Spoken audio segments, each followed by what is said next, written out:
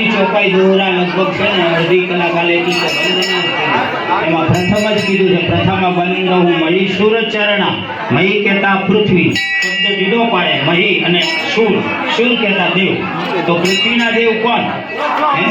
બ્રાહ્મણ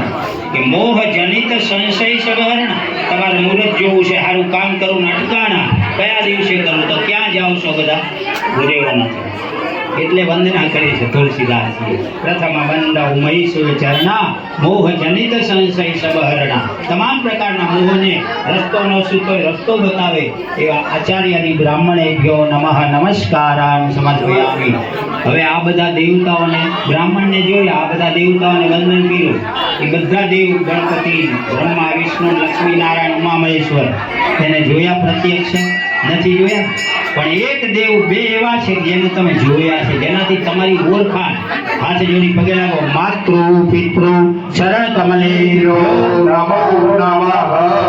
સવાર ઉઠીને માતા પિતાને પગે લાગવું પડે શું કામ કે દેહ આપ્યો માએ પોષણ કર્યું 9 મહિના ધારણ કર્યું પિતાએ આપણી ઓળખાણ આપી છે તમારી ક્યાંય પણ ઓળખાણ થાય તો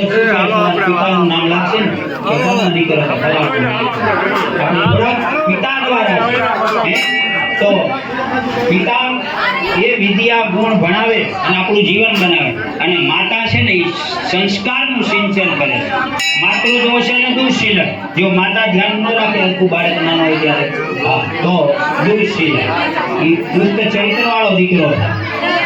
કુલમ પવિત્રમ વંશમ પવિત્રમ જનની પવિત્ર બંધુ પવિત્ર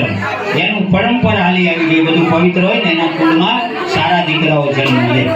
હાલો આટલા બધાનો આશીર્વાદ લીધો હવે આપણે ગણપતિ દાદા પૂજા કરવા ફૂલ ચોખા હાથમાં રાખો દરેક પાસે છે ને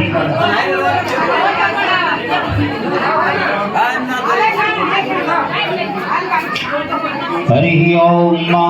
ગણાનાન્ત્વા ગણપતિ ગો હવામહે પ્રિયાનાન્ત્વા પ્રિયપતિ ગો હવામહે નિધિનાન્ત્વા નિધિપતિ ગો હવામહે વસોમા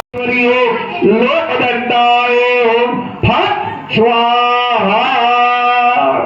સરસ હવે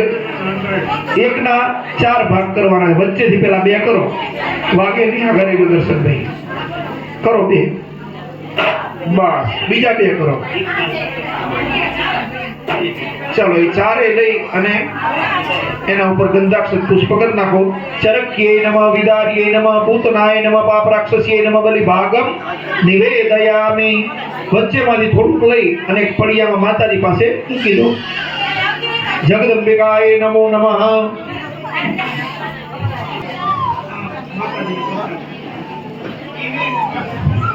ચાલો હવે એવાના 4 ખાલી ચોખા અને પાણીનું પાત્ર તમારી